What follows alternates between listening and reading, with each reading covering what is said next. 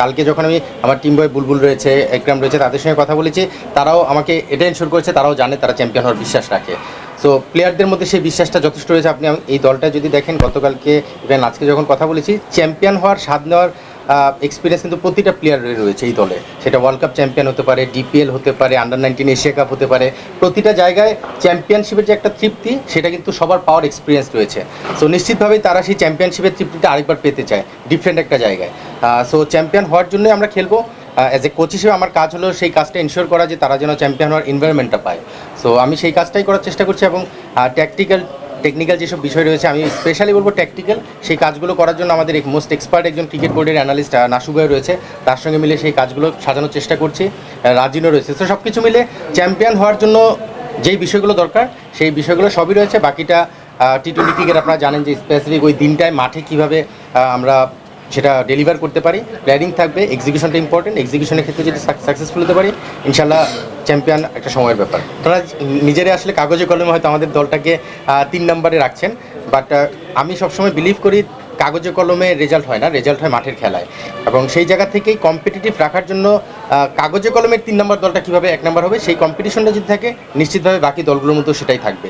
So cricket বোর্ডের অবশ্যই যেটা অ্যাডভাইস, আমি যেটুকু কথা বলে জানতে পেরেছি, এটা কম্পিটিটিভ একটা টুর্নামেন্ট করতে চায়, এবং এই টুর্নামেন্টটাকে সাকসেসফুল করার জন্য নিশ্চিতভাবেই সবসময় হয় না যে আন্ডারডগ বা সবচেয়ে নিচের দলটাকে ভালো খেলতে হয়, সেই চ্যালেঞ্জটা নেওয়ার জন্য আমরা প্রস্তুত। এবং আমি লাকি যে ক্রিকেট বোর্ড আমাকে এখানে যোগ্য মনে করেছে, এই কারণে এখানে দিয়েছে, এবং বাকি কাজটা আমাদের প্লেয়াররাই করে দেখাবে ইনশাল্লাহ। মুস্তাফিজ, শরীফুল বা তাসকিন এদেরকে যখন ফেস করবে, বা যখন অপোনেন্টে দেখবে যে ন্যাশনাল টিমের প্লেয়াররা ব্যাট করছে, সেখানে একটা মেন্টাল যে ব্যারিয়ার আসতে পারে, একটা চ্যালেঞ্জ আসতে পারে, সেই জায়গার মোটিভেশনটা আমি দেওয়ার কাজটা তাদের সঙ্গে করার চেষ্টা করছি। তবে হ্যাঁ, আন্ডারস্ট্যান্ডিং আসলে ডিপেন্ড করে কমিউনিকেশনের মাধ্যমে কীভাবে ডেভেলপ করা যায়। সেটা আমি একদম টপ লেভেলের প্লেয়ারদের সঙ্গে করেছি সাকসেসফুলি, আলহামদুলিল্লাহ। আর এদের সঙ্গে আমার আন্ডারস্ট্যান্ডিংটা অবশ্যই ভালো। এদেরকে পেয়ে যে কাজটা হয়েছে, আমি যেটা বলতে পারি, আপনারাই বলছেন এই দলটা ভালো, এবং অনেকেই অনেক কমেন্টস করছে এই দলটাই সেরা দল, হয়তো কাগজে কলমে 3 নম্বর মনে হচ্ছে। সো এই যে আপনারা অনেকে ভাবছেন, এটাই আমার মনে সবচেয়ে বড় ইন্সপায়ারেশন, যে আমাদের প্লেয়াররাও কিন্তু সেই ইন্সপায়ারেশনটাই পাচ্ছে, যে অনেকেই ভাবছে তার মানে আসলে আমাদের মধ্যে সেই অ্যাবিলিটি রয়েছে, এই জন্যই ভাবছে। তা নাহলে মুখে তো আর এমনি এমনি বলে হয় না। কাগজে কলম হয়তো অনেকে ভাবছে না, বাট ওই যে কিছু কিছু মানুষ বা আপনাদের মাধ্যমে আমরা জানতে পারছি যে এই দলটা ভালো একটা রেজাল্ট করা সম্ভব। সো এই যে কিছু কিছু ইন্সপায়ারেশন, মোটিভেশনাল স্পিচ বা কথাবার্তা, সেখান থেকে কিন্তু আমরা আরও মোটিভেটেড হই। সো নিশ্চিতভাবেই আমাদের এই দলটা ক্যাপাবল।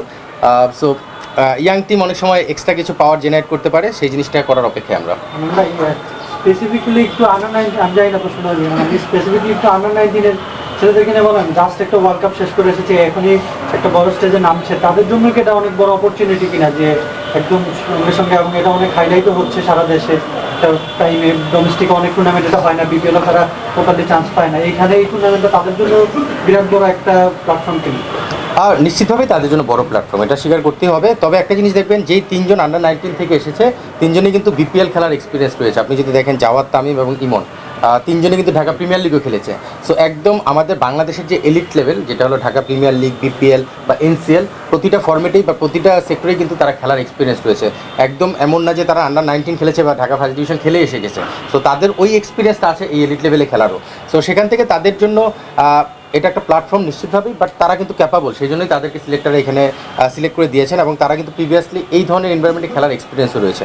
বাট নিশ্চিতভাবেই তাদের জন্য একটা ভালো প্ল্যাটফর্ম। 19টা আমরা আশানুরূপ করতে পারিনি, নিশ্চিতভাবেই তাদের এই পারফরমেন্সটা যে তারা এখানে দেখাতে পারে, তাহলে হয়তো সেই জায়গাটা একটা লাগু থাকবে যে 19 আসলে দলগতভাবে আমরা ভালো করিনি, বাট ইন্ডিভিজুয়াল যে প্লেয়ার, সেই জায়গা থেকে তাদের এই পারফরমেন্সটা নিশ্চিতভাবে তাদের হাইলাইট করবে, আমাদেরও কিছু পজিটিভ দিক বের করে দেবে।